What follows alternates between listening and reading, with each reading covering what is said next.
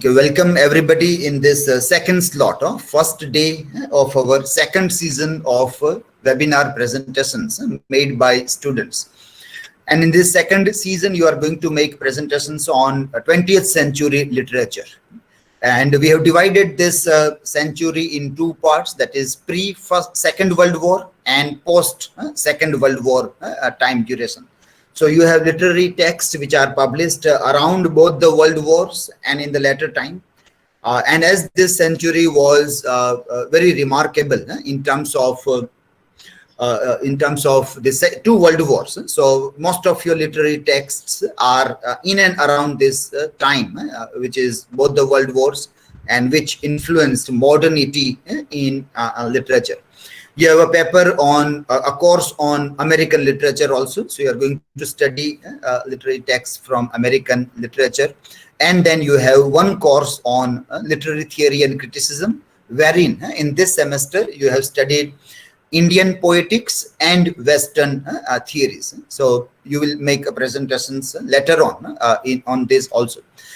Today you are going to make presentations on pre-Second World War duration of 20th century literature.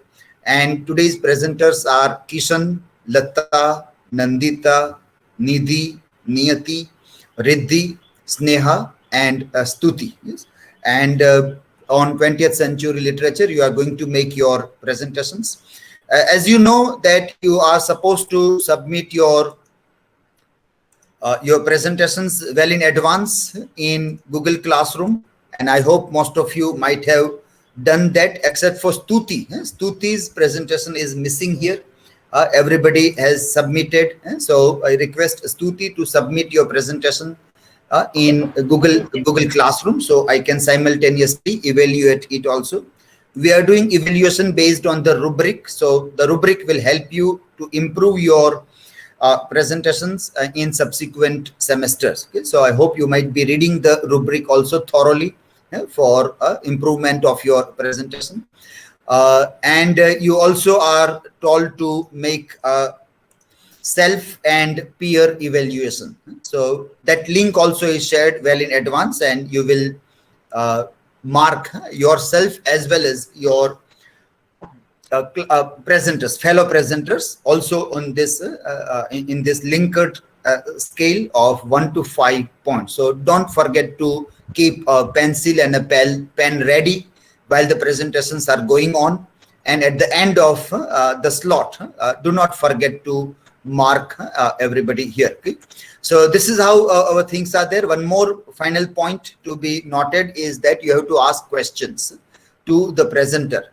So we are going in a sequence like after Kishan, Latta is going to make presentation. So questions to Kishan shall be asked by Stuti and Sneha, the two students before you in roll number, before the presenter's roll number will ask a question, one question each, and the students who are following the presenter's roll number, they will be ready for the next presentation. Okay. So when Latta is making presentation, Kishan and Stuti will ask questions to them, and when Nandita is making presentation, it will be Latta and Kishan who will be asking question to them. So that way you have to be ready. We have seen last time that when your turn is supposed to come, you are more engaged mentally with your presentation. So you are not concentrating in listening the presentation. And so you are not having a question also. So you are not having a question to ask. So you are fumbling around the question. So if your turn is later on, then you are free to listen and you can ask a good question. A good question also you can ask to the presenter. If we are running out of time, we will ask you to put your question in chat also. Okay, so Kishan, are you ready with your presentation? Yes, sir, I am ready. Yes, so now you can share your screen and you can start. Hello, everyone. Today I am going to present of the Great Gatsby of represented of the judges. So I would like to call Bhavyang. Please share your screen in my presentation.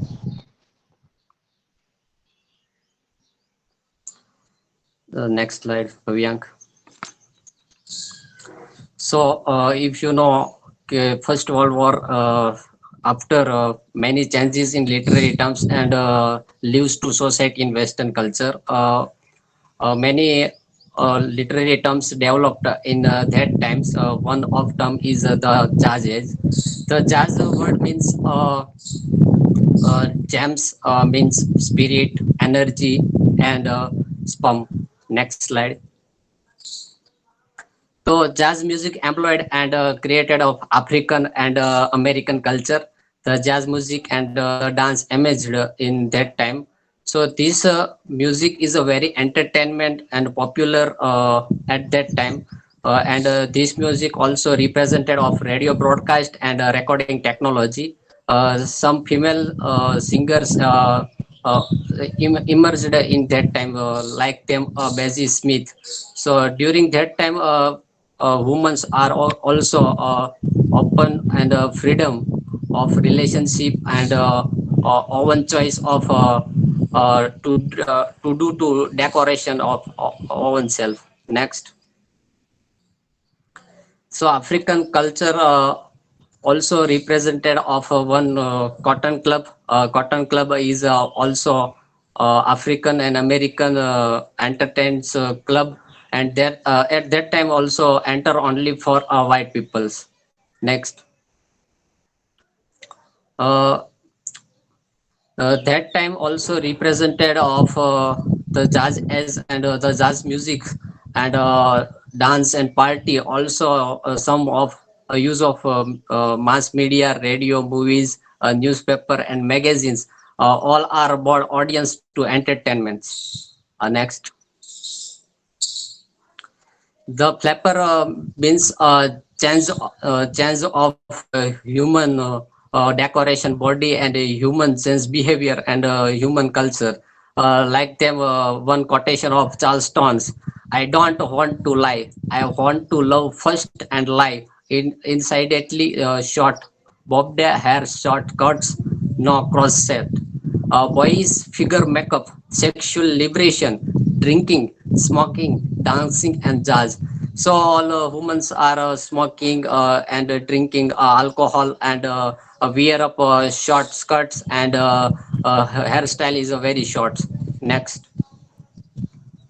Yeah, the jazz is also represented of jazz music.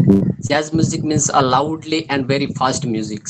So at that time, this term is a very increased and very inspire of the all American and all Western cultures. This music is very popular at that time. Next. Uh, uh, very brightest writer in that time, like them Fitzgerald, Hemingway, Eliot, and Ezra Pound, etc. Next. So Fitzgerald was an American writer. He was a many work written in novels and short story. He was his work are evocative of the jazz age, a term coined by himself. He was written four novels, but the Great Gatsby novel is his masterpiece. Next. So the Great Gatsby novel has also chronicles the jazz as Filcher also Nick Carver in this novel idolized the riches and glamour of the age. Uh, the magazine include the novel in this time 100 best English language novels from 1923 to 2005. Next. So in this novel also represented of many jazz ages think first is a freedom of woman. So here I am put in one quotes of original novels. Oh, you want too much. See a cry to Gatsby. I love you now. I is not that enough. I can help was a past. She began to sob helplessly. I did love him one, but I loved you too. Uh, in this novel, Daisy is love of both of you, her husband Tom's and her past beloved of Jay Gatsby. So I am here one watching a video. I am request to Bhavyang, please play the video.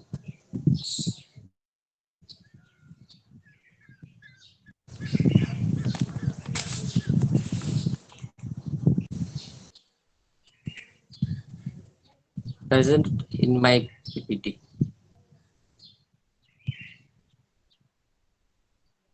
So in this video, you can say Gatsby House is a one party. So many people come and do to dance and drink alcohol and enjoy of it. Next slide. So drink alcohol and do to party and dance and loudly music in that party, and all humans and all men's are very enjoyful and dance in another angles. Next.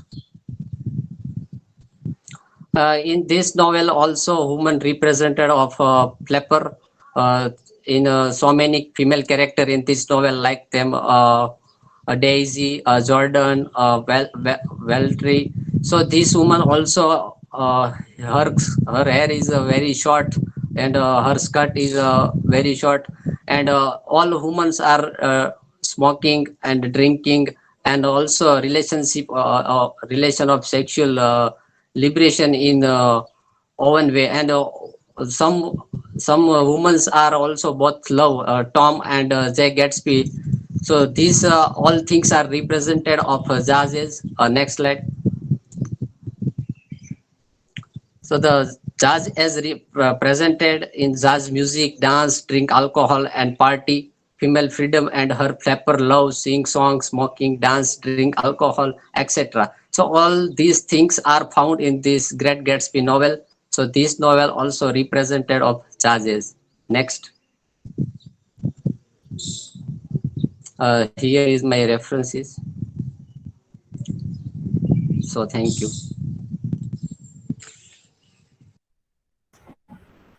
Okay, you can stop sharing the screen. Okay, fine. Well prepared presentation. Also, you can. Yes, Bhavyang was sharing the screen, so you can now learn to embed a YouTube video in Google Slides. So you don't have to switch over from slideshow to YouTube. Though it was very quickly done, but still, if you learn, then seamlessly you can play a video from Google Slides also. Okay? In your citation, one citation was about this study material. So you should avoid citing or taking resources from study material sites, rather cite from research articles, research-based websites, academically more stronger websites should be referred rather than study material sites or students uploaded material, which may not be very reliable. Though we are going to talk about this reliability and authenticity of digital material that we use in our workshop also. So at that time also we will refer to this point, that why this all sources are not very reliable. Okay, question to Kishan, Stuti and Sneha. May I, sir? Yes, yeah. Kishan, my question is, what is meaning of jazz and what is this any term? Yes, jazz is one type of term, so because jazz is also beginning in the 1920s time. So this is a very popular term of music. This music is very loudly and very fastly at that time. So this is African Americans one type of term the jazz is. Yes, next question. Yes, sir. Which thing you can say this is jazz as? Yes, many things here represent of in my slide. One is music, second is the flapper and humans sensing in culture, and humans drinks, dance, and sexual relationship each other, and also main point of is human freedom and human voting. At that time also you are saying this is a jazzes and jazz thing in African culture.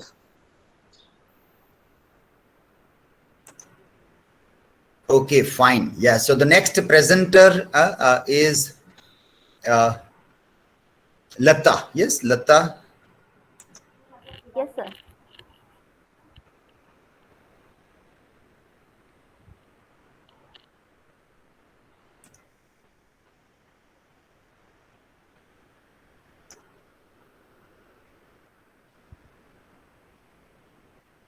Okay, I'm sharing your screen here.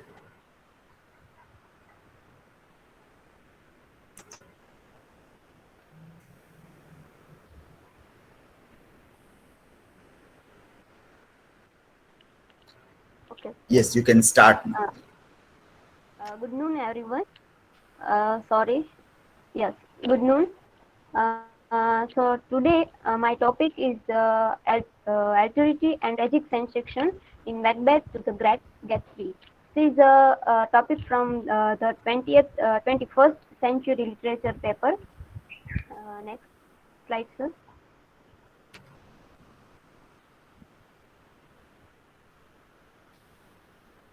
Macbeth. Macbeth is written by William Shakespeare. Shakespeare is a well-known dramatist who wrote many tragedies in which we can see that Othello, King Lear, King Lear, Romeo and Juliet, and Macbeth is his masterpieces. So Macbeth is a tragedy written in 5 acts. Macbeth published in the first folio of 1623 from a playbook. In Macbeth, the tragic hero is Macbeth, and the tragic heroes are starts off nice. Then a bad part of their personality kicks in a fatal flaw to make them not so nice. Next, sir.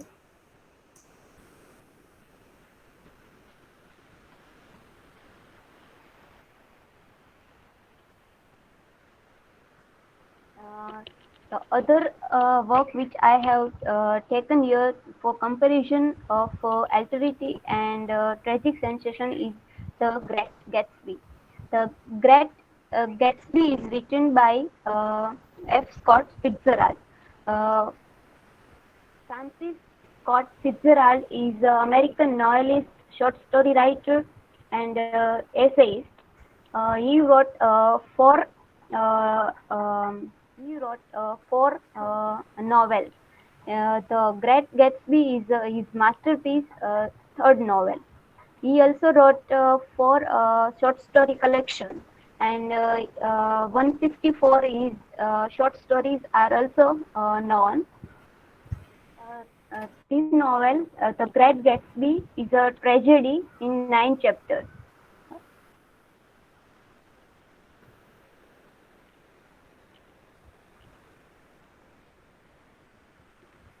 And the tragic hero of this novel is Jay Gatsby.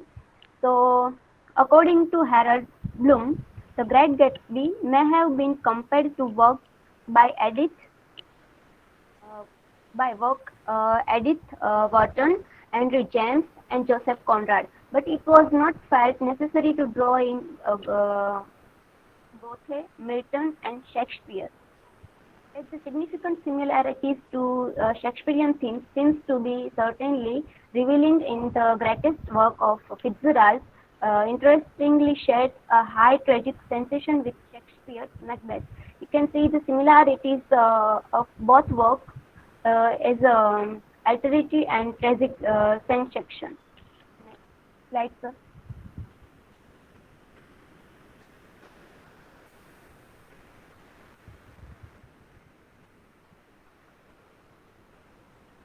Yes. Shakespeare's Macbeth is said to be struggling with time as a metaphor of alterity, and in a totalizing attempt, he creates imaginative space for multiple manipulate and shape his future and reduce it to his version of the witch's prediction. As we know that in Macbeth, he believes what three witches said about his future. He believes in their prediction that the three witches said that you will be a Than of Cawdor, then you will be a king, and the son of Banquo will be a king. So so Shakespeare's Macbeth, struggling with time, he create his imaginative space for his future. And the Great Gatsby, we can see that the tragic hero Gatsby is also concerned with time and its inexorability, in preoccupied with the past and what time irrevocably takes away, such as youth, opportunities, and loved ones. In that Great Gatsby, the protagonist of the novel, Jay Gatsby, is trying to concern with time, and he preoccupied with the past. What was the uh, what was he don't be done in the past. He want to do this in his future, and he spending his time in the recovering of that past. Next,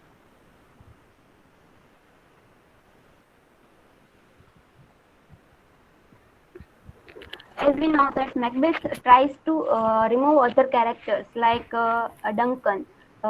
He wants to kill Duncan and wants to be king. Then for that he also killed Banquo and Banquo's son. And in this novel, The Great Gatsby, Gatsby tries to recapture her, means Daisy. So he wants to capture Daisy back because they are in love in past. Macbeth is preoccupied with his imagined future, and Gatsby is mainly preoccupied with his imagined but lost past. Shakespeare and Fitzgerald similarly immortalize these tragic anti-heroes and their painfully tragic struggle with Alterity to giving them a local habitation in their work. We see the local habitation as a similarity in both work. Next slide.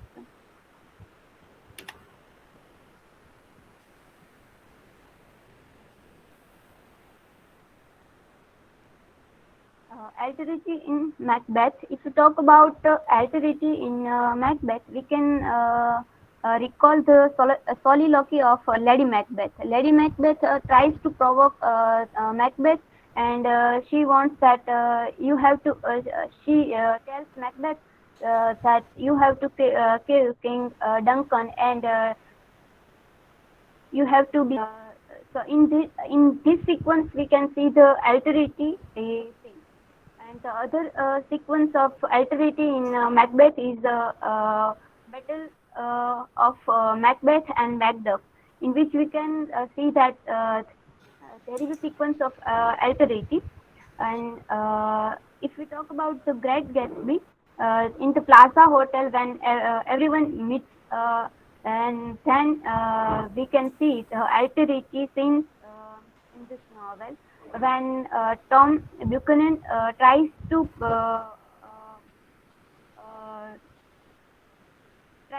explore the reality of the Jay Gatsby. In that scene, we can see there is a alterity. So, if we talk about the tragic sensation, uh, both novels have a tragic end. The characters of the both novel comes to death in the end of the novel. Macbeth is killed by Macduff, and Gatsby is killed by George Wilson.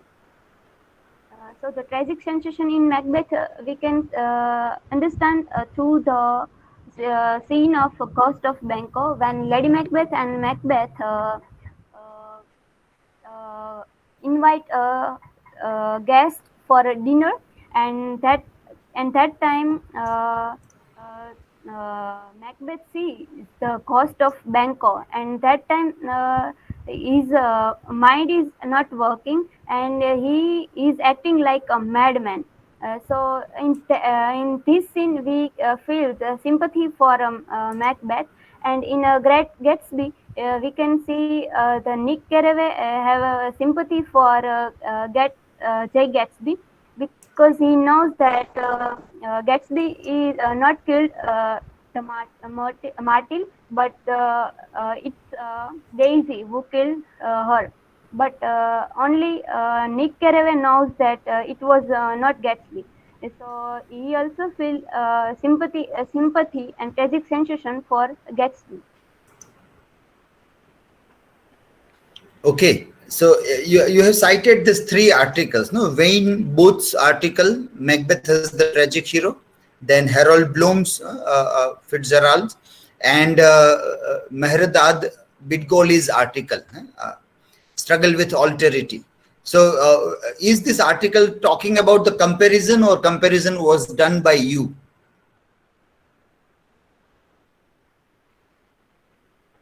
It was done by me, sir. Yes? Yes, sir. It was done by me. Acha, comparison was not in any of the articles. Was the comparison there in any of the articles? No, sir. No.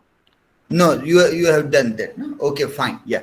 Okay, questions from any the students? Kishan and Stuti? Yes. Yes, Latta, my question is how can say you that Macbeth is a tragic end? Yes, Kishan. When we talk about the tragic end of the novel, we can see that in the last scene, Macbeth was killed by Macduff, and Lady Macbeth also committed suicide. So this scene proves that this is a tragic end.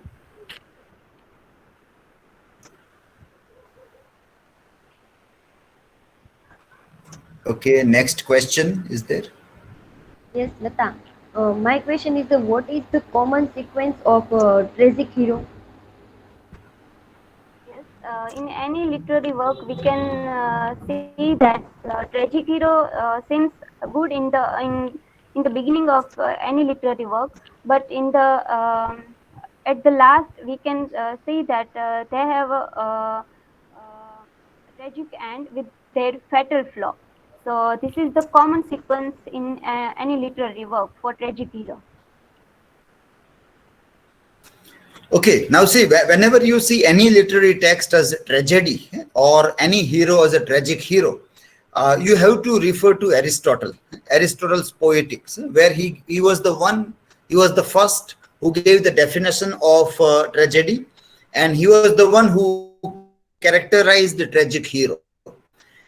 And in that characteristics of tragic hero, he told that in tragic hero there is hamartia, tragic flow or error of judgment that is necessary for anybody to become a tragic hero.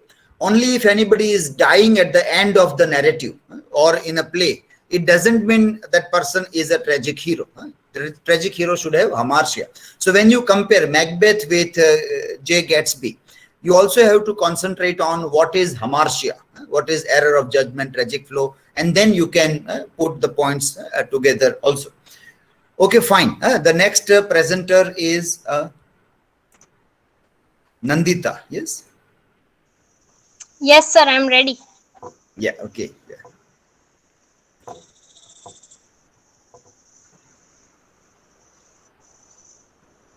Is it visible? Yes, you are sharing the screen. Now is it visible? Yeah, you can start. Okay, good morning everyone. Today I'm making presentation on the paper 20th Century Literature 1900 to World War II.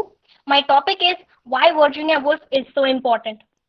By understanding the topic that why Virginia Woolf is so important, we have to take a look over her biography.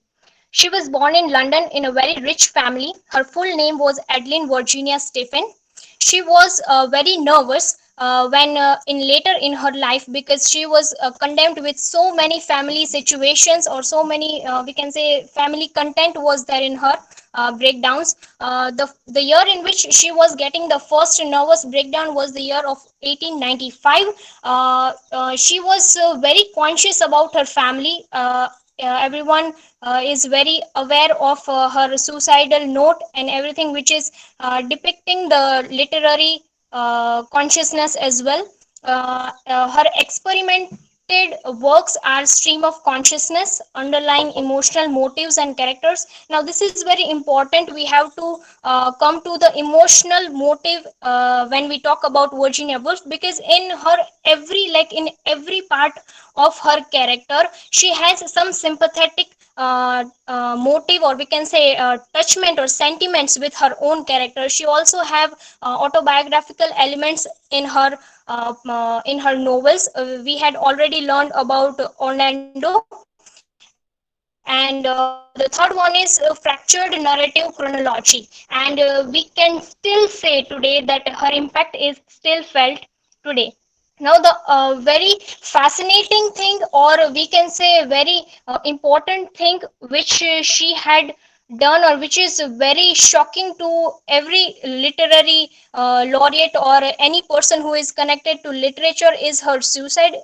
In the year 1941 she committed suicide by drawing herself near her home in the road mill. And the very shocking thing is that she filled her pockets with stones and jumped into the river. Then she left a suicide note, and it was telling that I have a feeling that I shall go mad. I cannot go on longer in these terrible times. I shan't recover this time, and I hear voices and cannot concentrate on my works. And I have fought against it, but cannot fight any longer. I mean, any literary person who has a deep down thinking, which we like normal people doesn't have that much of deep thinking, and these type of peoples are making suicides. I mean, this is very tragic thing. As much as her characters also have vulnerable tragic situations having in their novels. The another thing is that her main concern on the themes is like the social pressures that she also involved in her novels and in every piece of art what she makes. She already has an anger towards men, and she also says that it is an oppressive social condition that has tarnished the writing of women. She also said that women have served as supportive props to the male ego rather than developing their own abilities. Like females, we have always dominating to a male person, either it is our father, our brother, our husband, or a friend, or anyone. We are just dominating to their work must be done. They have to be, like perfect in their life, and we are not concentrating on our abilities, working on that. And she also tells that women writers and intellectuals have not had the money, independence, or material comfort necessary to create their work best. These are the key passages. If we understand that why Virginia Woolf is so important, this is the, I can say that this is the gist of her life, because she had tell this 5 or 6 points which are many useful, which is also included in her arts. That why was one sex so prosperous and the other so poor. So here she is talking about the men, that why the gender men is so prosperous and why women is not coming to their height. And what effect have poverty on fiction? Means fiction, also fiction is something that is connected to imaginary, which is imagination. But it is always, we find in our society that truth is always more dangerous or more shocking than fiction. Fiction is something which we think in our mind and all. But what is the relation of poverty and fiction? So here she was very concerned about these things. So these are the key passages of it. She also said that some collaboration has to take place in the mind between the women and the men before the act of reaction they are accomplished. So here she wanted to tell that women and men also have that one type of connection, one type of respect to each other work, to each other, every type of situation in their life. The another thing is women's writing and female poverty. Female poverty is always one concerned theme in her piece of art. So her central concerns are with Juliet Shakespeare. Woolf's spectacular would never have been as to realize her potential. She was very famous for demanding this thing, or for making an assumption that what it would be if William Shakespeare has a sister whose name is Juliet Shakespeare, and she then says that instead she would have found herself with a child and killed herself one winter's night. So she here dramatizes that William Shakespeare is a very amazing, or we can say is the hero of literature. But if he had a sister which is similar to him, but then only she will not getting that type of opportunity, or if she would have published her works, it was not be as famous as William Shakespeare has. Then another main concern is, does this also hold true for the working classes? Virginia Woolf also concentrate on the genius workings of the working classes. She also said that yet genius of a sort must have existed among women as it must have existed among the working class. Means genius always genius peoples are, and the working class peoples are always trusted as they are working, they are earning money, means they have everything in their life. And women who are doing works in homes, or making small things which can make their life happy, they are not given that much of importance as the man gets in the society. And Woolf has always sometimes have been criticized for being elitist. How does Woolf's class position affect her views? Many people will say that Virginia Woolf comes from a very rich society, rich family. Then how can she believe on the virtue and the feeling and the views of the people who are really very poor? And her theories about writing in poverty for both men and women are valid today. So this is a major question which she left with her amazing writings, that these theories, the theories of Virginia Woolf, does it make any chance, or does it make any difference in today's life? Does it valid today that men and women are not equal today? We are considering that equal, but somehow it is not equal. So she also make to try this thing uplifted in her life also. These are the references which I took some points in my presentation, and thank you.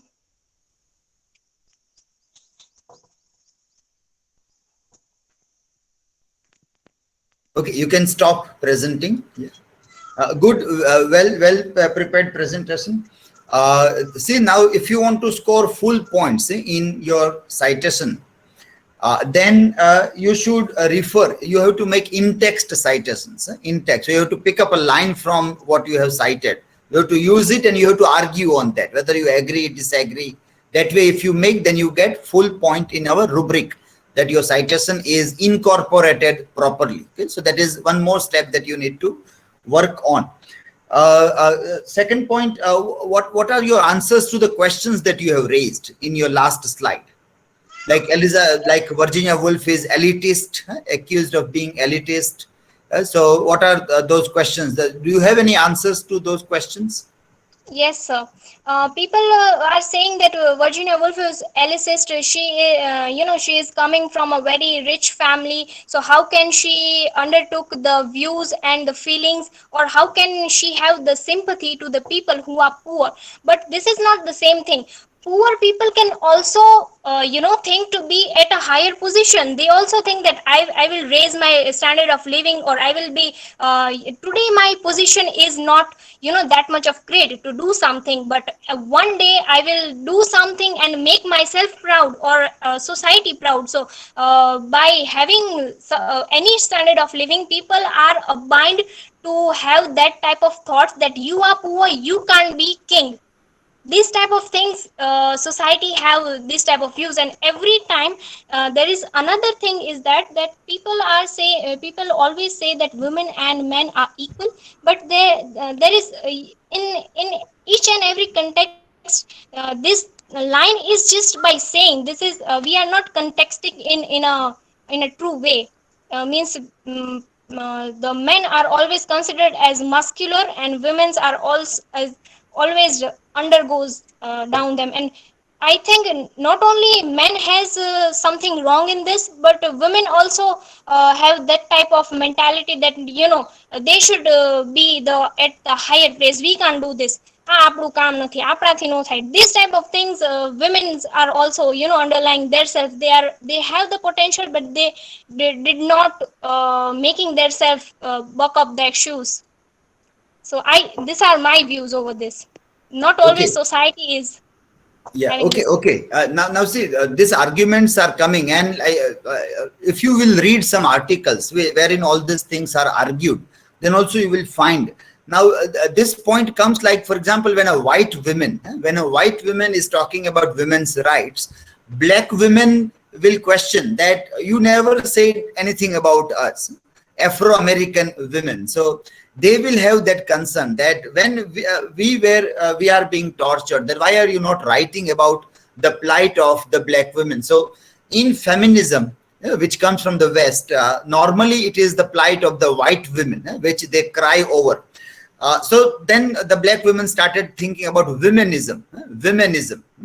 Instead of feminism, womenism also became something very important for this black women writers in their narrative also.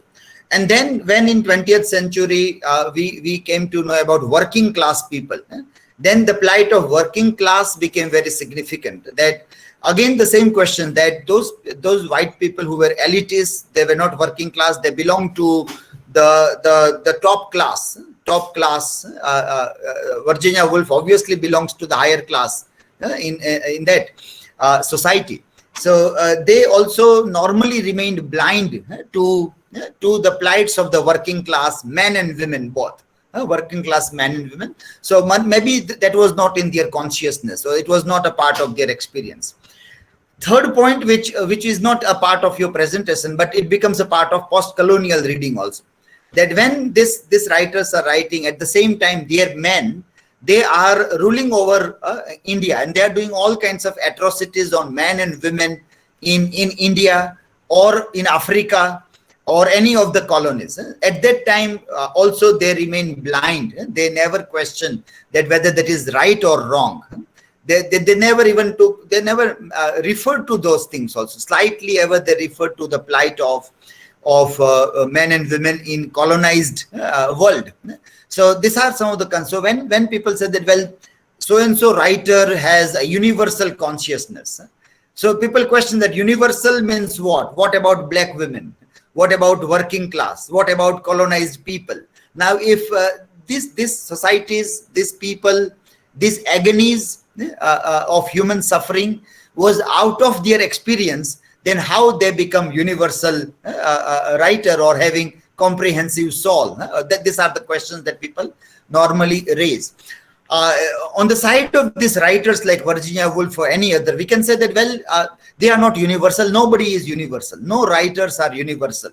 They are always situated in their society, in their class, in their time also, and they try to address those things. They are not like what we call it as the attribute that we give to God, omniscient. They know everything. No, nobody is omniscient. No writers are omniscient. They are human beings. Writers are also human beings. To expect such a kind of divine feature among the writers and to immortalize these writers as having a universal capabilities is more expectation from us. No writers can have such universality. So in that argument, we try to destroy or diminish the idea that writers are universal. It is not so. They are human beings. They have their own limitations also, and they try to address their own issues only in their capacities. They can't talk about everybody all the time. So that is how we say that whataboutery is not a fair way to judge the writer. But at the same time, we say that none of the writers are great in a way that they have a sense of all kinds of suffering and all human natures also there. Okay, fine. So the questions to Nandita in chat, you can put in chat. And the next presenter is Nidhi. Hello everybody. Sir, I'm going to present my screen. Please tell me, is it visible or not? Yeah, okay. By the time you are presenting, let me remind to Nandita that I think your mobile was not in a rotated mode. I think it was standing. So next time you see this, that your mobile is rotated when your camera is on. If possible, do some rehearsal so you don't make any mistake also. Yes, you are sharing your screen now. Yeah. Is it visible, sir? Yes, your sharing is visible. Okay, sir.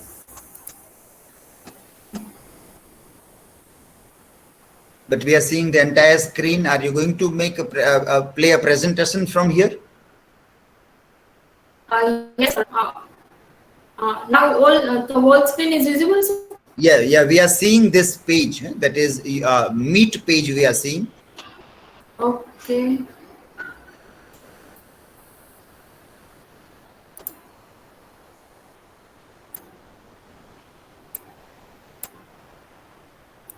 But I don't think you have a presentation slide.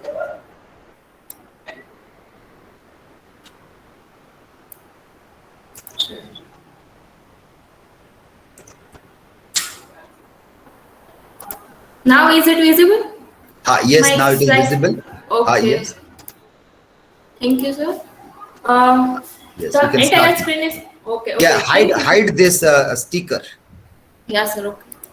Hello, everyone. Very good morning, everyone. Today I'm going to present the Shantih, Shantih, Shantih in the West Land. It is the last line of the our poem, The West Land. So these are the table content that what the things I will going to present and the things are the presentation is about the Westland, the last line which are taken from the Upanishad and description of the word Shanti. So first the introduction about the Westland. So Westland, the poem which won the Eliot the Nobel Prize in 1948. The most important poem of the 20th century, divided into 5 parts. It's a collage. It's a collage of the various images, and it consists of lots of myth and allusions, and myths like and allusions like Dante's Divine Comedy, Shakespeare, so many works, Buddhism, Hindu Upanishad, etc. And one of the interesting thing about this poem is it is a modern poem, and it took lots of references. And the poem first appeared in the UK in October issue of Eliot's The Criterion, and in the United States in the November issued in the Dial. The poem, okay, the Westland is the collage of the various images, and it divided into 5 parts, and 5 parts are the Burial of the Dead, the Game of Chess, the Fire Sermon, the Death by Water, and the What the Thunder Say. I put the 2 links, and it's a distinguishing of the various myth and various illusions. So now come to our main point. What does Shanti, Shanti, Shanti means?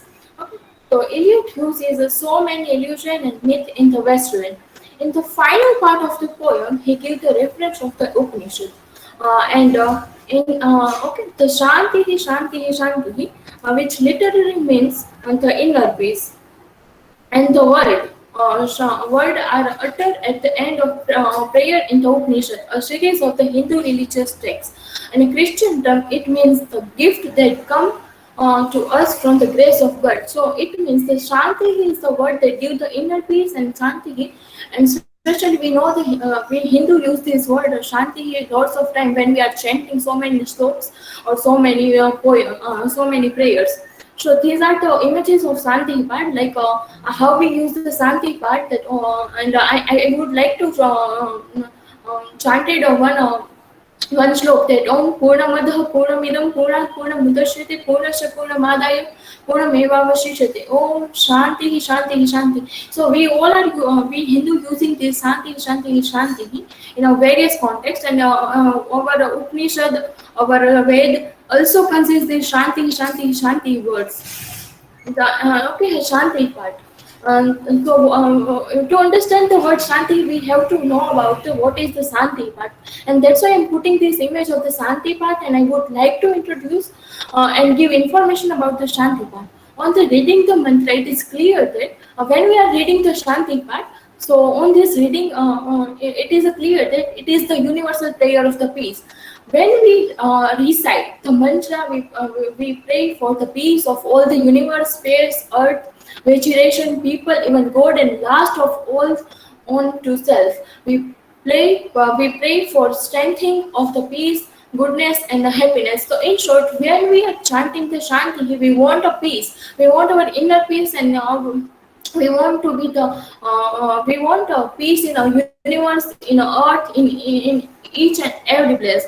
Okay, the Shanti in the Westland, the Eliot comment over the ordinary understanding of the Shanti mantra in evidence by his note. As we know that the poem, this Westland is it's a one kind of criticism on a modern society that have sexual perversion and spiritual degradation is a main thing poem. So how Shanti, the last line of the poem, play a very vital that all universe should be a peace. It consists of peace. And it's not recognized not only the convention that must ideally and it consists with a shared recognition. However, the poet limited the intentional presence of Om in the last line. Before we are going to discuss the Shanti. I would like to say that we do know the what does mean by the Shanti, but it's a very hard to foreigner to understand the last line of the poem. So there is many various references to read for understanding this line, and especially we have to ponder on the Vedaha and Upanishad for understanding more and more for it. So before we are going to understand the what does mean by Shanti, and it is necessary to understand Om, because Om is that thing which is necessary to chanting of Shanti. And I'm choosing this particularly Om because I have found one article based on this particular idea that Shanti in the Westland. So Om play a very vital role, and Chanda Yoga Upanishad. I'm taken this paragraph from this Chandogya Upanishad that it opened with the deal account of the Om. Okay, whenever we speak, we say the Om is a very significant word. The Upanishad introduced Om as the symbol of the Supreme and the only mean of a meditation and exhort the devotee to the inner and the syllable relevant and with the absolute purity of the soul. The second verse of the Upanishad goes to the detail how Om must be deemed the life giver of all the living and sentient creature of this world.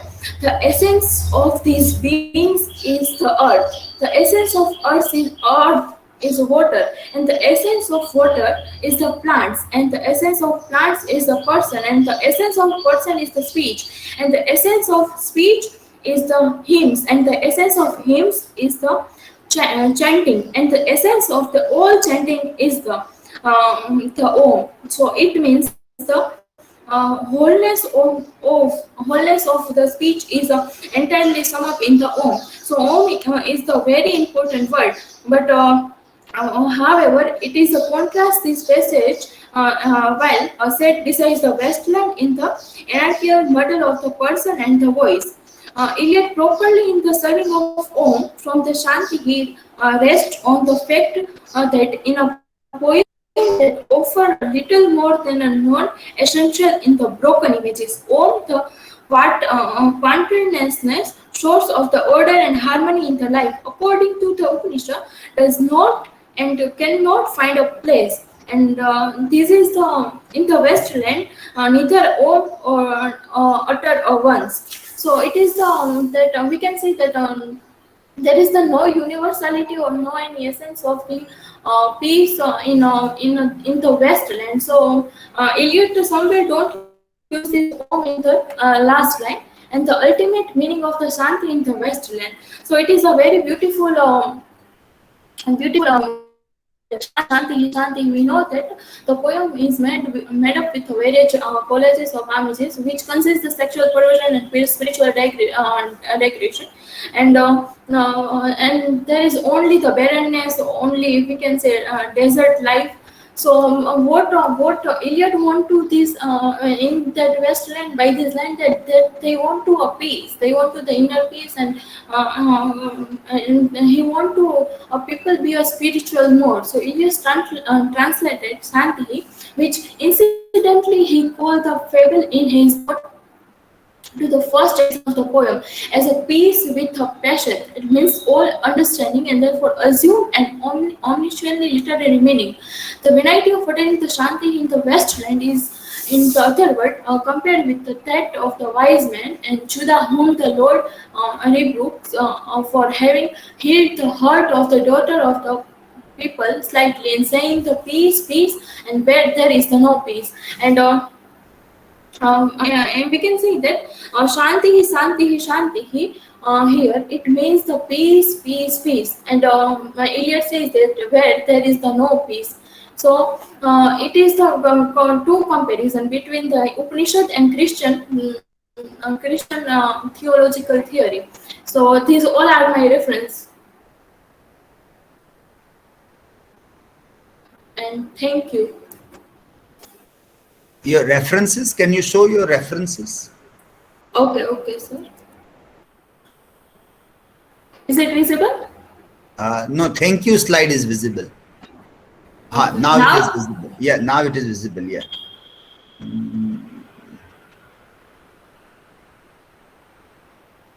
Is there no writer of this citation? First one, a writer's guide? No, sir. I haven't found. Second also, yeah.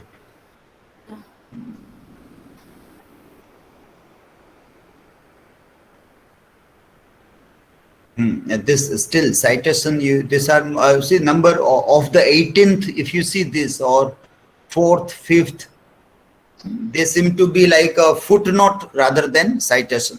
Footnote, yeah, like footnotes. Okay, fine, you can stop sharing.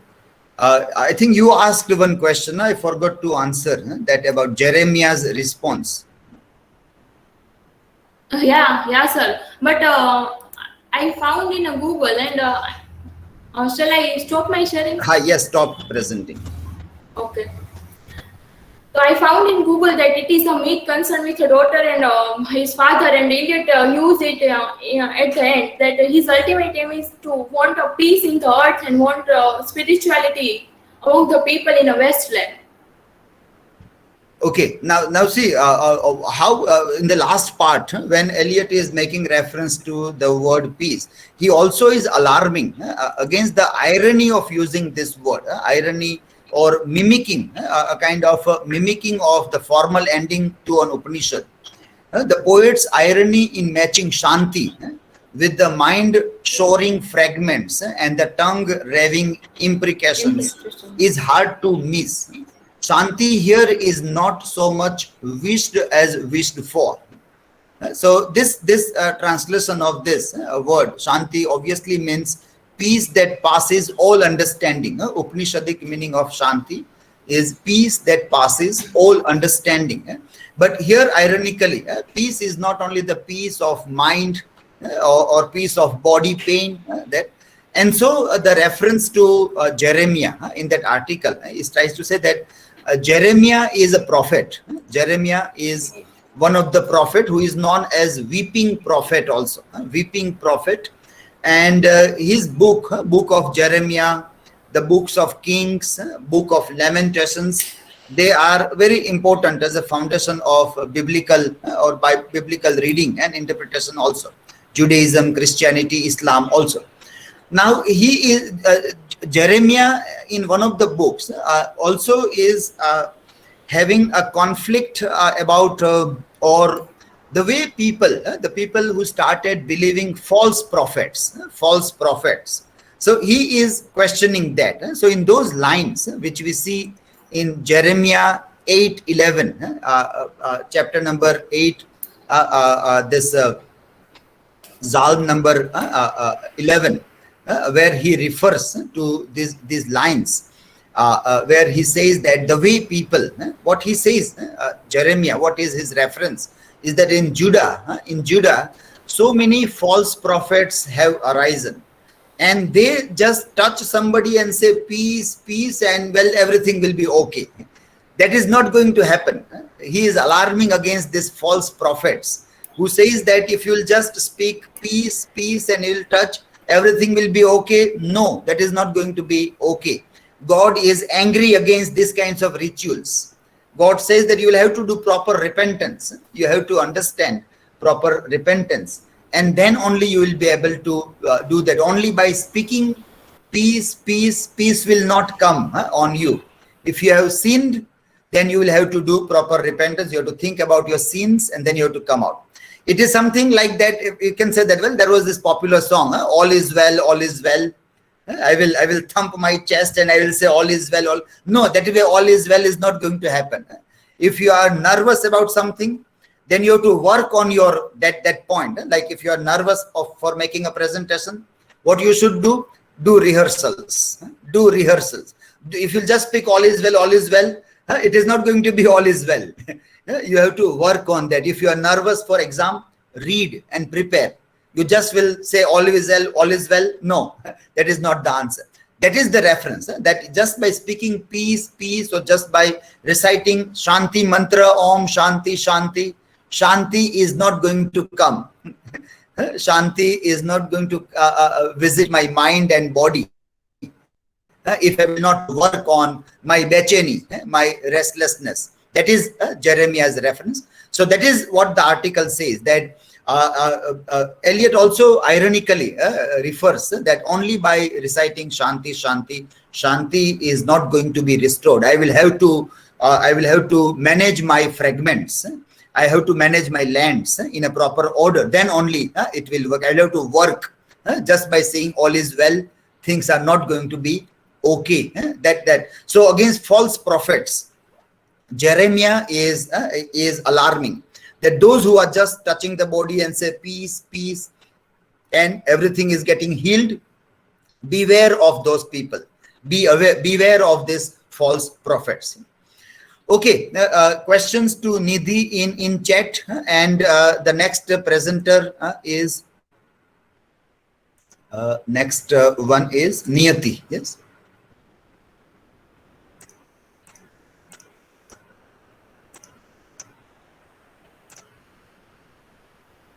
Yes, sir.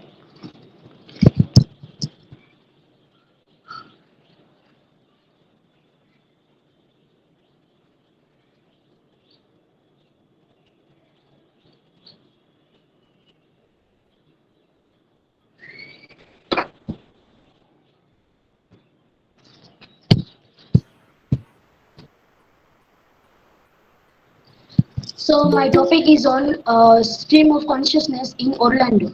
The play is written by Virginia Woolf. So here is the definition of stream of consciousness. Stream of consciousness is a literary technique which was pioneered by Dorothy Richardson, Virginia Woolf, and James Joyce. Theme of consciousness is characterized by a flow of thoughts and image which may not always appear to have a coherent structure or cohesion. Next slide.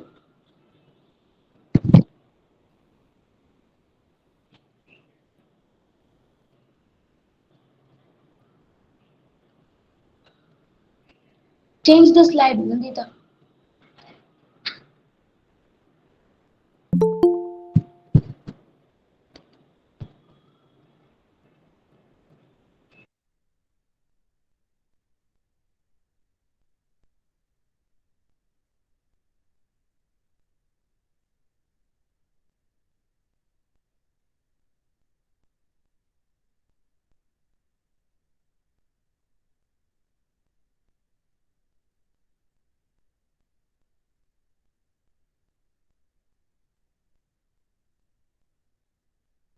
Sir, I think she has network issue.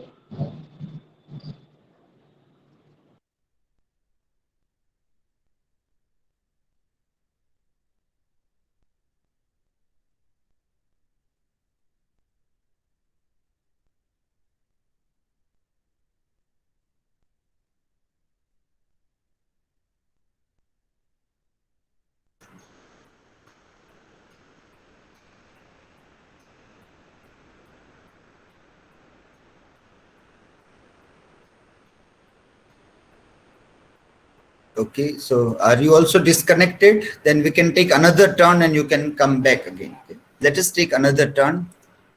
Yeah, that is No, sir. Riddhi. Will you share my presentation? Okay, okay. Nandita is disconnected. Yes, sir. Yeah, okay. I'm I sharing just your screen. informed her, but she is not online. Okay, okay.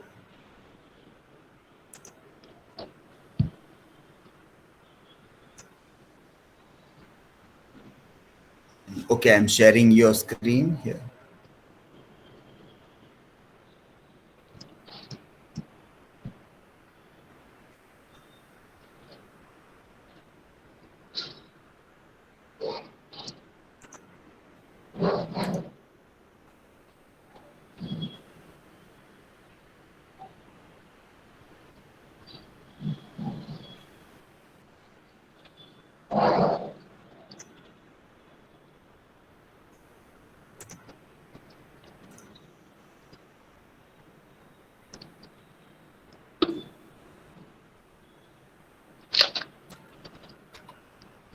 Okay, you can continue now.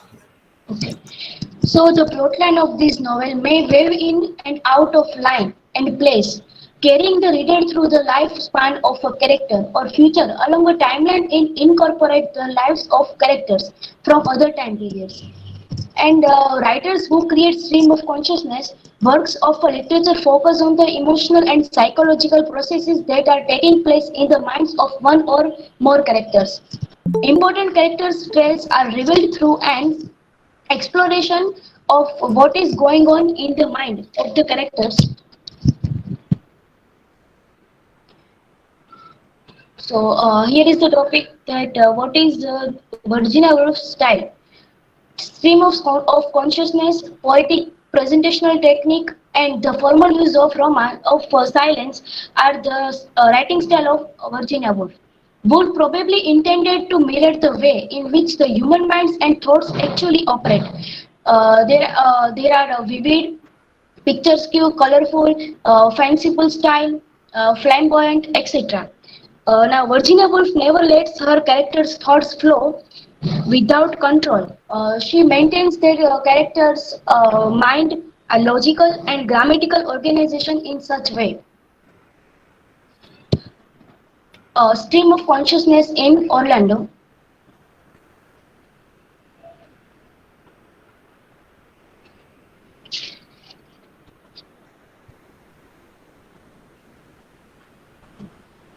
Sir, this is not the slide. Back. Yes. A parodic biography of a young nobleman who lives for 3 centuries without aging much past 30.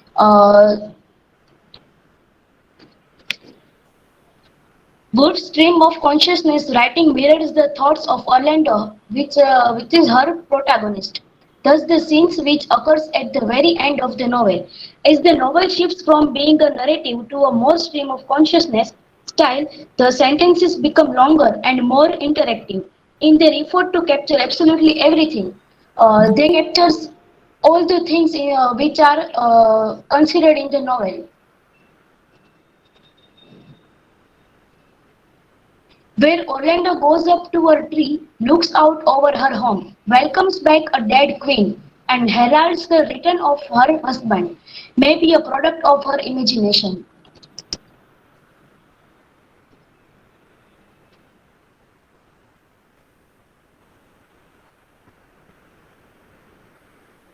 Is it done? Yes, sir. Okay, okay, fine. Okay, so question to her. Anybody would like to? Who is there? Yes, Nidhi and Nandita.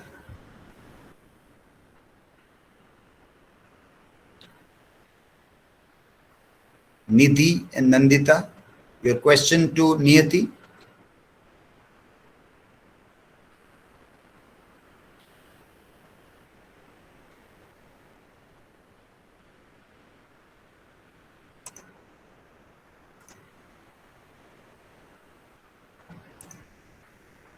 Yes, Nidhi and Nandita. You have to ask question to Niyati. I think they are caught napping. Yes, can you, Nidhi, can you come live and ask the question? She can reply it live.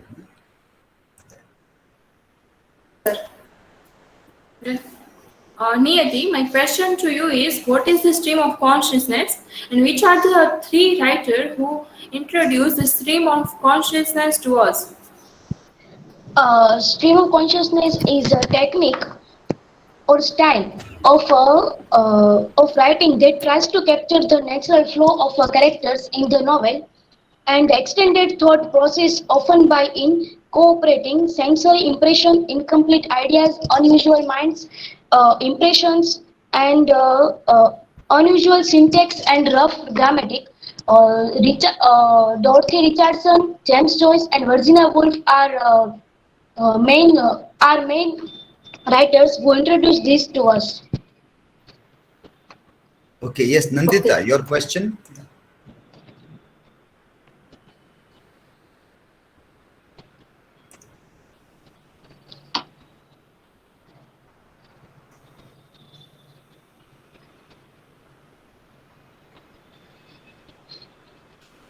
Is Nandita there? You have to ask a question. Yeah.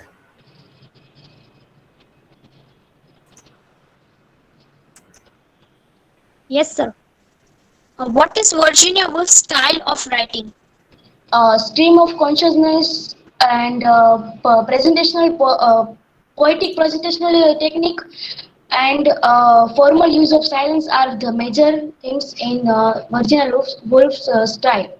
Sorry, writing style. Okay, yeah, next presenter, Riddhi. Yes, sir.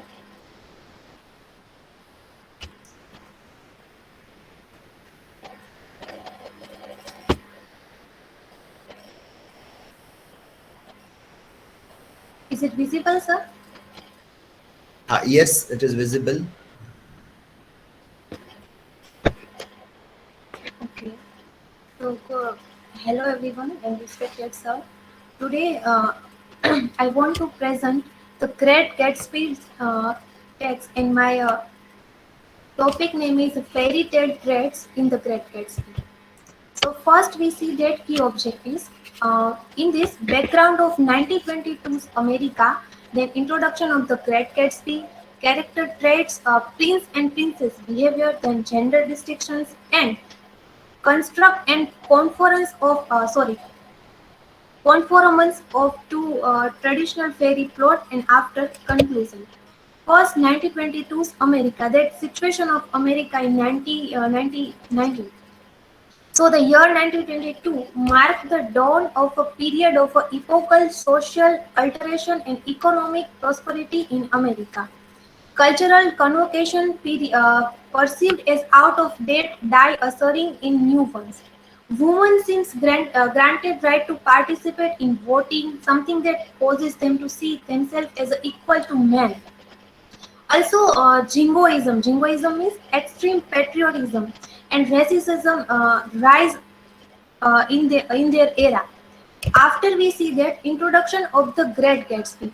Here I am not putting a some of analysis of the full story, but I try to in briefly that the Great Gatsby is a captivating must-read uh, chef-d'oeuvre. Chef-d'oeuvre is a French word and it means a masterpiece, especially in art or literature. Like Fitzgerald, Nick is a native of Minnesota and advocate of Midwestern values. Novel setting is on the Long Island, dominated by prosperous, wealthy, and poor communities of East Egg and West Egg. Daisy Buchanan is a fairy tale princess. Basing on the several evident parameters, for instance, the character traits, the behavior of prince and princess, and gender distinction, among others. After we see that character traits and princess behavior. Here is the character of the Daisy Buchanan. So she was a very typical princess who never grows. She rejects Gatsby and marries Tom Buchanan. Tom Buchanan is a very prosperous and wealthy man, so he married with him. then wholly bored with life. In some part of a novel and also movie, we see that she is a very shallow and lack maturity. Then this is a typical response from the society towards people exhibiting wild characteristic in fairy tales. Now gender distinction. Gender distinctions are evident comparable with traditional fairy tales. More often than not, tend to bring out the gender difference in terms of allocation of roles and responsibility in the society. Daisy informs that the survival of women relies on their husband's fate. Women disguise themselves as a fools, just like her, to benefit both society and materially from men. The other side of the coin tends to show the plot of the writing to be somehow not purely that of a traditional fairy tale since female in this society. After this, construct and conformance to traditional fairy plot. The plotting and writing employs simile and metaphors to provide a vivid description of place and people. For example, wheat fields are compared the valley of Essex. Analog to traditional fairy tales in The Great Gatsby, no one seems to be individually worried about issues surrounding spiritual, then political, then economics matter. Just as a fairy tale ends with a promise of a happy life ever after. After Nick lamented that Gatsby was overwhelmingly aware of the youth and mystery that wealth imprisoned and preserves of the freshness of many clothes and Daisy, gleaming like silver, safe and proud about the court struggles of the poor. So this piece looks like an attempt to achieve fairy tales quest. Symbolism and figurative language are sufficiently used by the author, who gives the novel a more feel of a fairy tale. Modern day social challenges like corruption in real life, this represent aristocrats which look a long time established symbolically. The author takes them old money and new money. The green light is yet another symbol that despises Great Gatsby dreams. After conclusion, so The Great Gatsby is a tragic novel which perhaps a reminiscent of tragedy such as the downfall of a central character in a tragic plot typically called Hermatia, appearing, appearing in ancient Greek plays. The novel documents the rise and fall of two exclusive novel phenomena, American society and Gatsby. The tragedy involving Flo's encounter extend from one reach of idealistic naivety and one the other reach enormous corrupt behavior. These are the references,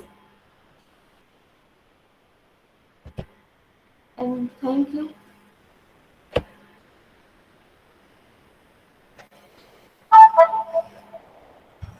Yes, questions to her. Yeah.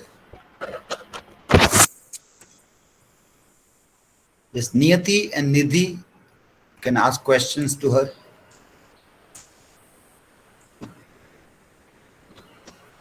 Yes, sir. Why do you like or choose Great Gatsby? Thank you, Niyati, for asking this question. When I see in this syllabus The Great Gatsby, and this is a very favorite text because of I just didn't care about the character, so I didn't really care that they died personally. I love it most because of the history. I think it captures the roaring 20s beautifully and portrays the best images of the American dream with the Jay Gatsby. So, Aditi, my question to you is, what is the central question of the Great Gatsby? central question. What is the central conflict or in a Great Gatsby? Oh, okay. So there are several being asked in The Great Gatsby about love, betrayal, and money, especially the differences between an old and new money.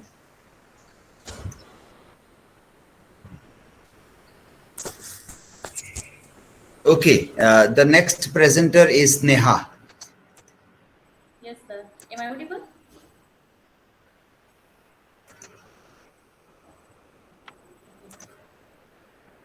I will share my screen.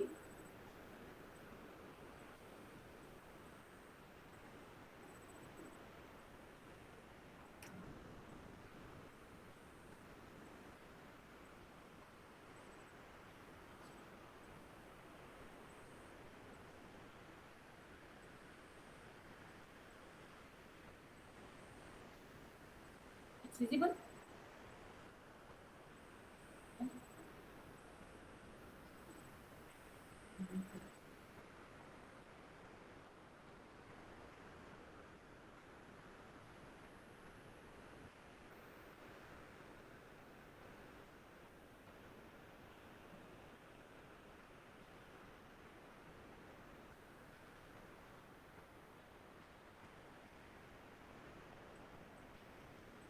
Am I audible?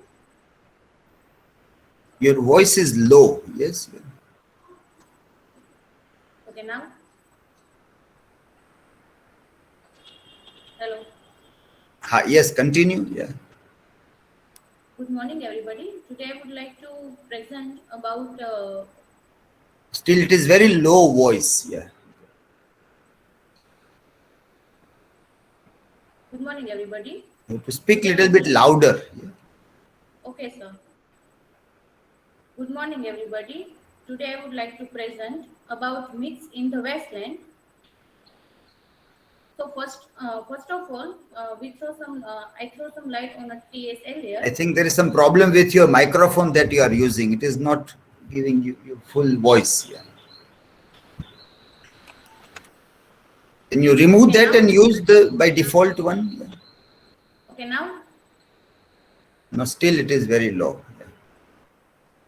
Okay, just a minute.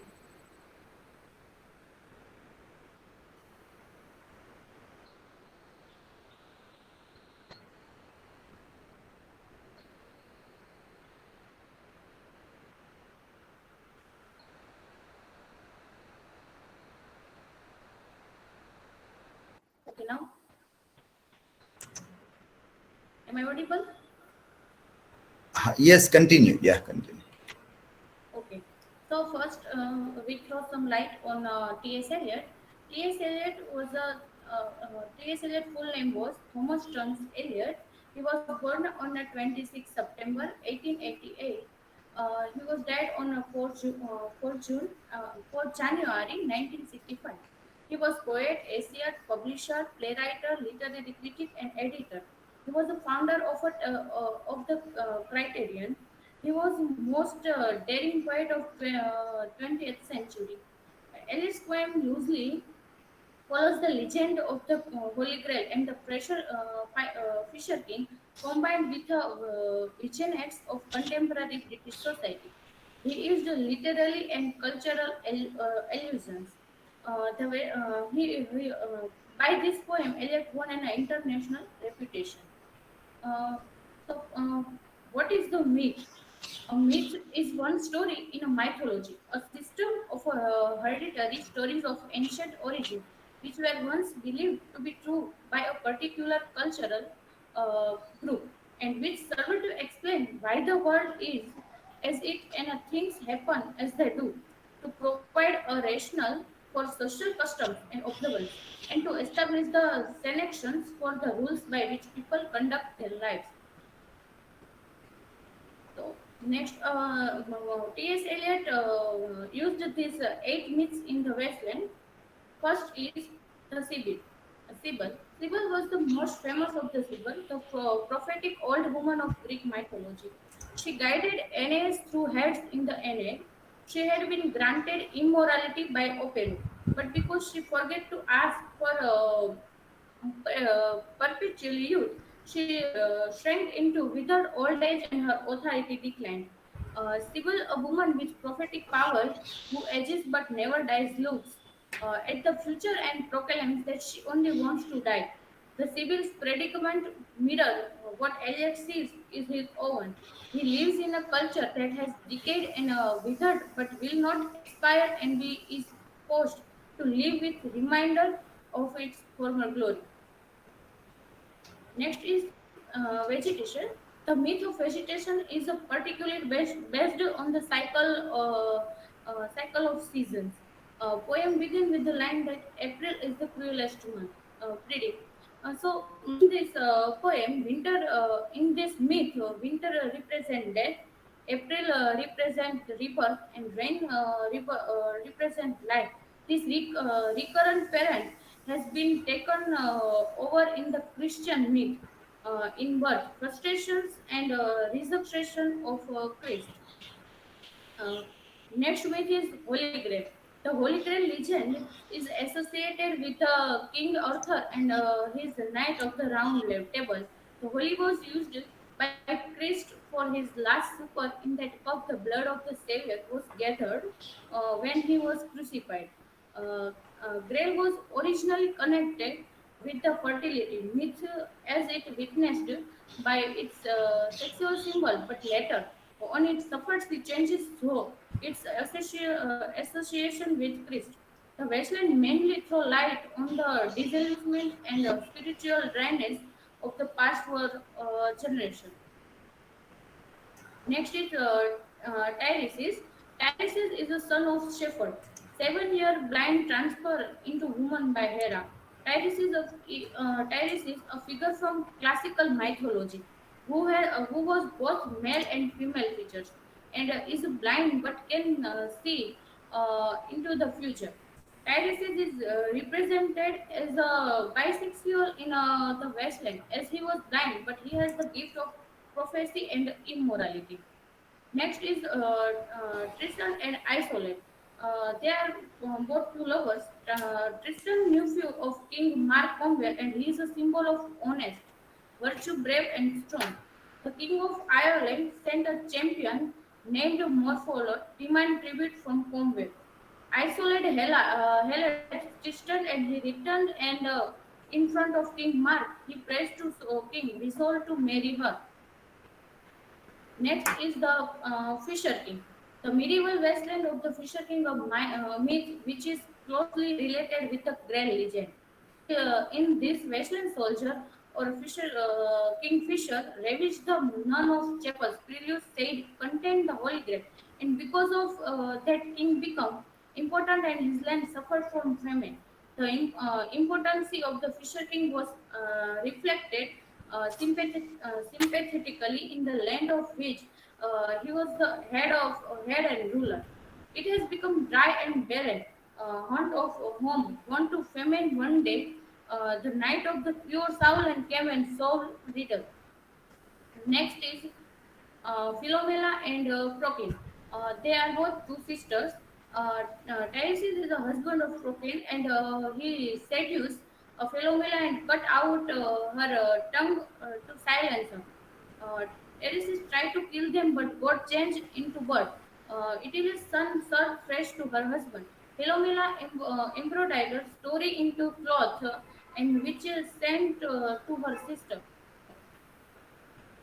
Next is Phlebas. The character Phlebas, the Phoenician sailor who dies by drowning, symbolize the chance of renewal in the wasteland.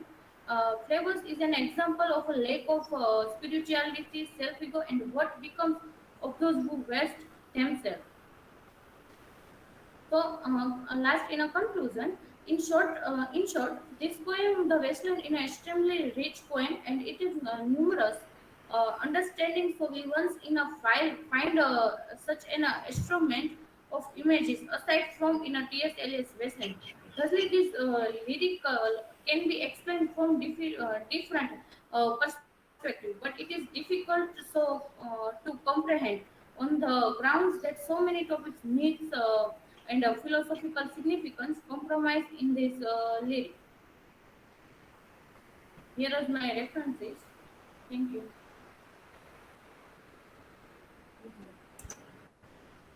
Okay, you can stop presenting the screen.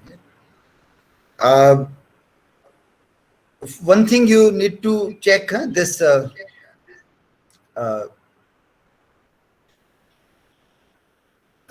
audio, check your audio. So do some rehearsal and check that it is very low voice. Why it is very low? There is some sound problem either with your device. Don't know whether it is earphone or wherever it is. So that you have to see. Second, you prepared good slides. Slides were very well prepared. There was an image, there was a text, and this also bulleted text. There is very interesting thing that I have noticed is that what should be the font size? Font size when you prepare your slides. Earlier, we used to tell that there should not be more than 7 sentence or 5 sentence. Each and every word should be of sentence should be of 5, or like rule of 7 was there. Now we get another idea is that if you keep your mobile standing and if you are able to read the text, then it is a good font. So the screenshot that I have taken from your presentation, in that I can read the Fisher King. The others I cannot read. So the font size of the Fisher King is appropriate. The other font size is a little bit smaller, So that way now we can think of that which font size should be appropriate when you are making online presentations or even in any another form also. So that way you can plan that a little bit larger, if not as large as the Fisher King, but at least somewhere in between the actual font size that are used and the Fisher King. Then the size can be little bit larger also. So that you can think of when you make this. Let me stop sharing here. Okay. Yeah. Okay. So that is all. All of you can think of that when you plan to work on in this way. Yeah. Okay, so we move on to the questions to Sneha in chat box. Okay, and the last presenter for today is Stuti. Yes, sir. Nidhi is sharing my screen. Please, Nidhi.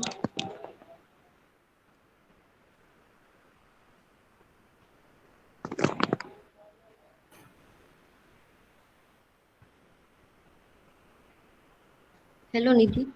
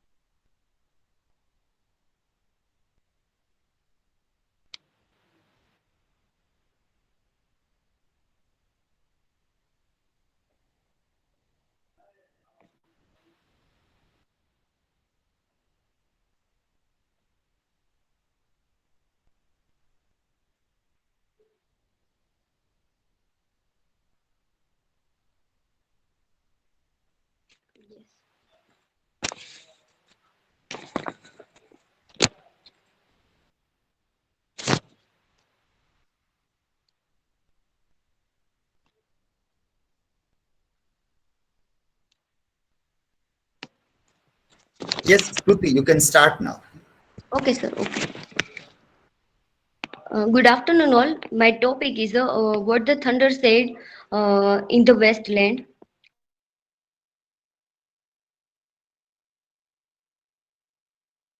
Second slide, please.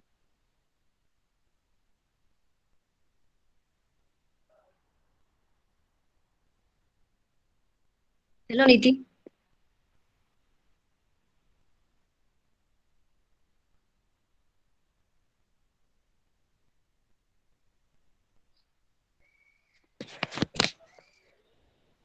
Introductions of the Westland. T.S. Eliot poem, The Westland, divided into 5 parts. First is Burial of the Dead. Second is a game of chess. Third is the five sermon, and fourth is Death by Water. And fifth was the what the thunder said. Eliot's poem loosely followed the lives of the Holy Grail and the Fisher King. Contemporary British society. The title of the fifth and final sections of the Westland. What the thunder said is the reference to the ancient Hindu scriptures, the Upanishads. In the Upanishads, the thunder speakers to humanity. It's a comment us to give Datta sympathizes and Dayadham as a controls the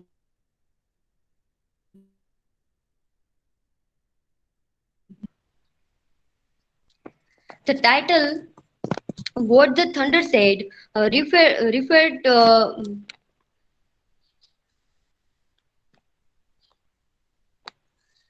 1 minute, sir.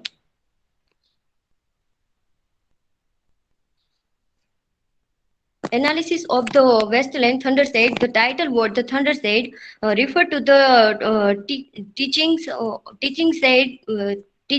of the divine and thunder god Prajapati, which according to Indian religion's book Upanishads point out three way to salvations. Here Eliot make a final attempt of leading Westlander of the spiritual redemptions. Much of this final sections of the poem is about desire for the water. The Westland is a land.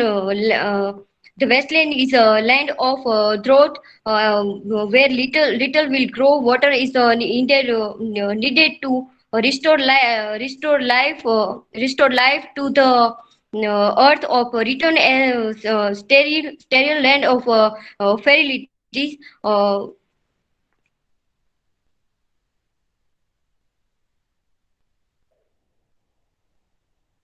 Eliot pointed to the lotus as symbols of the ultimate reality in Hindu and Buddhist thought. In this, what the thunder said, the final and what what the thunder said, the final and final sections of the Westland pick up the same thread, referring in the first stanzas to the processions of the Christ. Another famous deceased of the Christ dates spirit, spring life similarity and the the last poem of the Westland revealers of a screen. The first is the of Gatsman when Jesus Christ was captured in the dead of night. In this poem, thunder speak in three words: Datta, Dayadham, and Damyata. In this second slide, please, Nidhi.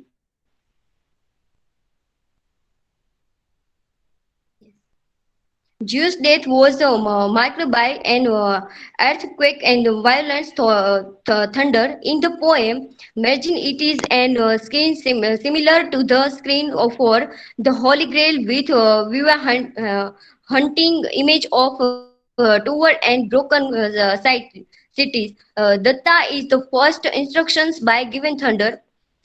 And they at home, there is not even silence is the mountain. Second, next slide, Nidhi. The garden of Gethsemane. This image of garden of Gethsemane. Next slide, Nidhi.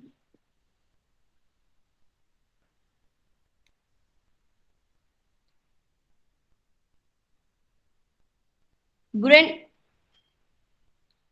the Deyadhom means sympathizes, and here Eliot present.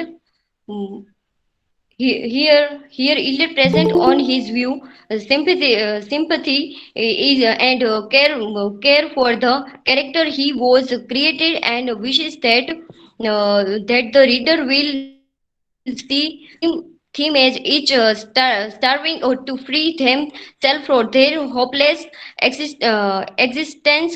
So individual and of hurting others and revive for in the Dayatho means sympathies in the review for a moment, a broken querulence, and at this point you hear the thunder for a second time, and this time you hear it is the word Dayatvam, which means to have compassion. Second slide.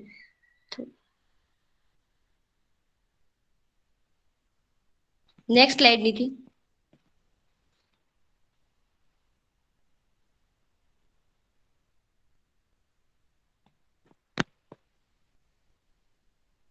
Hello, Nidhi.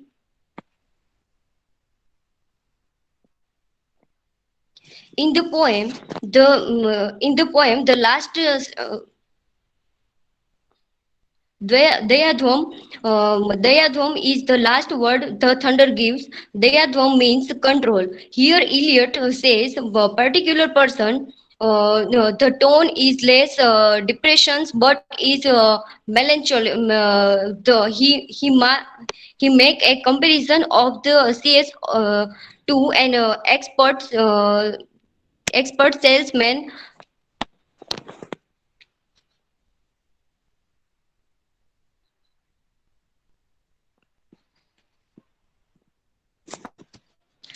The main thought is was the word the datta, which means to give.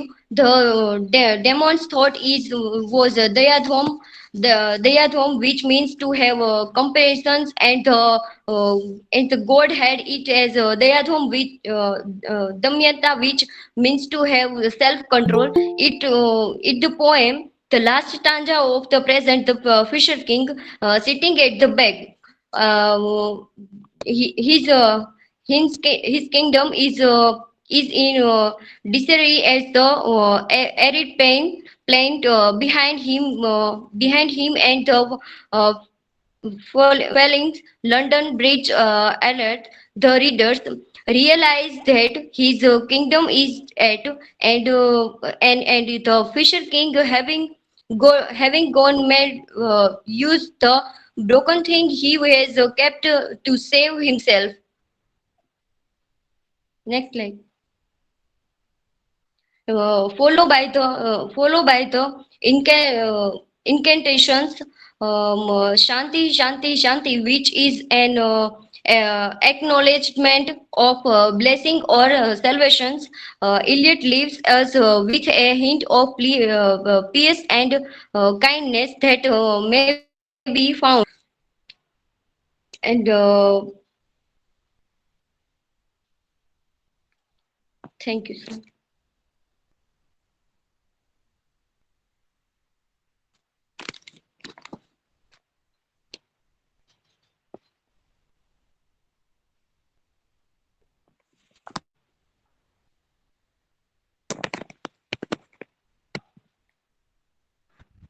Okay, so questions to Stuti in the chat.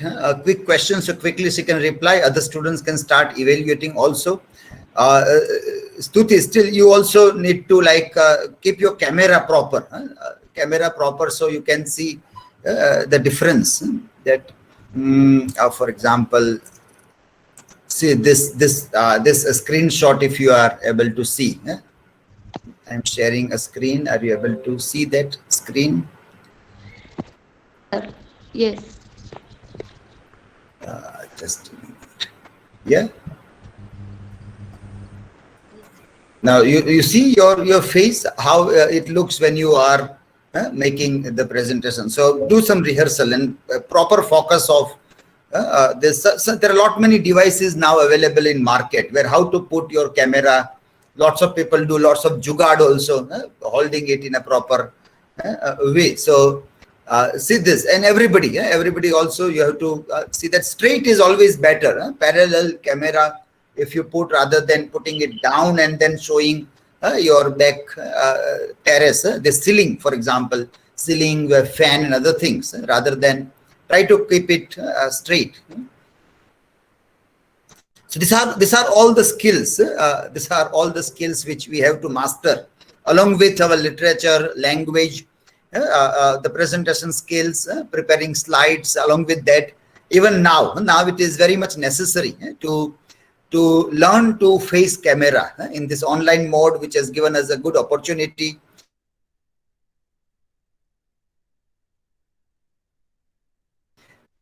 to see. These are all necessary skills. Don't take it lightly. Don't take it. Many of you are still taking it lightly and are not doing proper rehearsal and proper working on devices. So these are necessary skills for our days. So I hope in our next slot it will be corrected in a proper way. So fine, good. Most of you did good presentations, and few suggestions were mentioned when you made your presentations also. Okay. Quickly give your evaluation, so I don't have to give you reminder. Start giving your marks right now only, so that I don't have to send a message that you are still leaving behind in giving your evaluation. Okay. So very quickly, I wait for a minute to see that everybody has given an evaluation. And I do not like time and again to keep on posting messages that you have yet not done your work. So now you are in semester 2 and you are more responsible.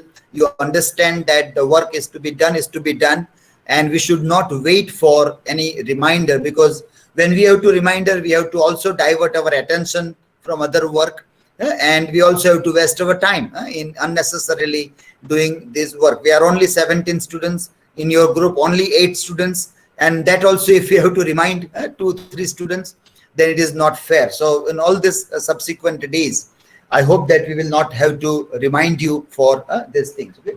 Okay, we end our session with this note, and your next slot will be at I think 2:30. At 2:30 you have to join again for your next presentation.